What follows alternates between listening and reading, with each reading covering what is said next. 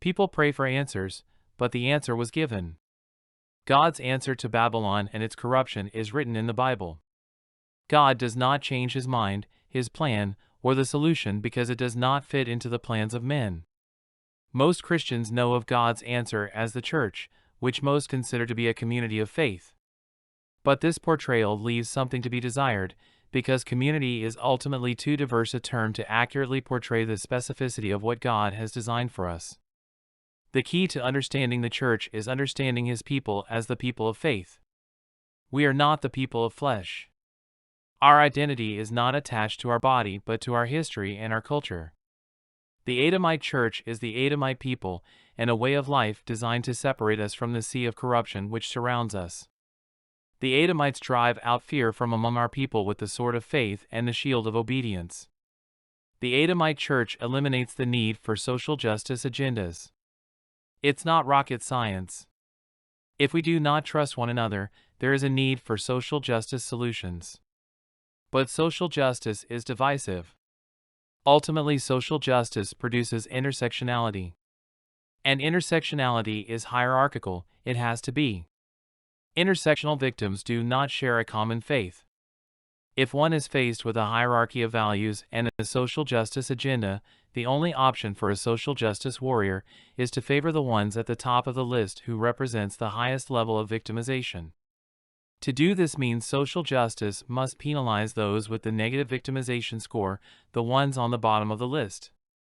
Critical race theory puts the black race at the top of the intersectional list. They have the highest level of victimhood.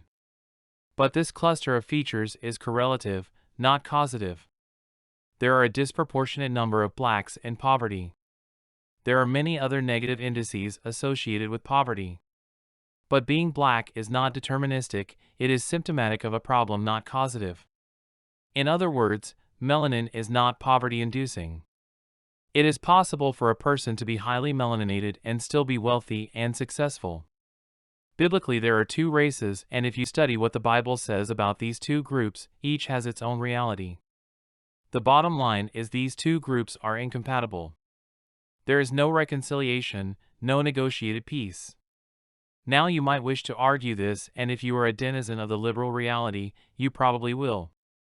But at the same time, you will reject the world of faith and those in it. You will also admit you and us have nothing in common. You may even express contempt for us and the hope that we will be eliminated whether by attrition or by destruction. The one thing you will never do is suggest we share the same worldview. But that means you think Adamites are insane, irrational, or simply mad. You may even say we are evil for believing in the Bible and supporting all those policies you think are racist, Islamophobic, misogynist, homophobic, transphobic, and Christian. Even while you claim there is only one race of humans and one reality, everything you say will exclude us and what we believe in. But if there are two races and one hates the other, this is racism. Christians belong to the race of Adam, the Adamites. Babylonians are racists for you all hate us for our Adamic heritage. We are not just of the race of Adam but the culture of Adam, the Adamic culture. It is this you Babylonians attempt to destroy and bring into disrepute. Clearly, whether we like it or not, we are in a war, and not just a war but a race war.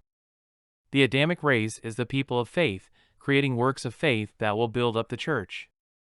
The church is synonymous with our race. Works of faith build up our race, which is the fruits of our works. The Adamic race is not tied to bodily features, so to link Adamites with skin color or other physical feature is absurd. Adamites are spiritual persons as Babylonians are people of the flesh. It is natural for Babylonians to attach physical qualities to a category of persons, but that is just the point. Adamites and Babylonians are diametrically opposed to one another. The Adamite church is a church of the Spirit built by those who live in the Spirit. It does not have a physical location or a physical correlate. The church is the people, and the people are the church, but not in the flesh, but in the faith. It is our level of faith that defines the church. Every place where the faithful congregate is a church. This may be a conventional church, or workplace, or club, or someone's home. It is the faith the congregants espouse that defines the church, and the race of the people who make up the church that defines the Adamite church. The church does not grow by numbers but by faith, in faith, and for faith. The first step towards the purification of the faithful is the divestment of the things of the flesh. One does not just follow God, one turns from the path and the contamination of sin. It is the things of this world that creates our attachment to this world of sin. To divest ourselves of the things of the flesh requires we create a division between us and the world. A not-for-profit is established to which all commercial property is sold for a tax receipt. Thus, the charitable institution acquires ownership of all commercial property for tax purposes. The members serve as employees and stockholders of the charitable institution. Previous positions in commercial operations are preserved and wages are paid with units of a local currency backed by the equity created for the charity. Seeking God turns us from evil, and so the building of the Adamite church is the separation of good from evil and the Adamites from the people of perdition, which are liberals so-called. This division between Adamite and Babylonian is not subjective. God is not the God of chaos. The line has to be clear and sharp. This is possible only with economics.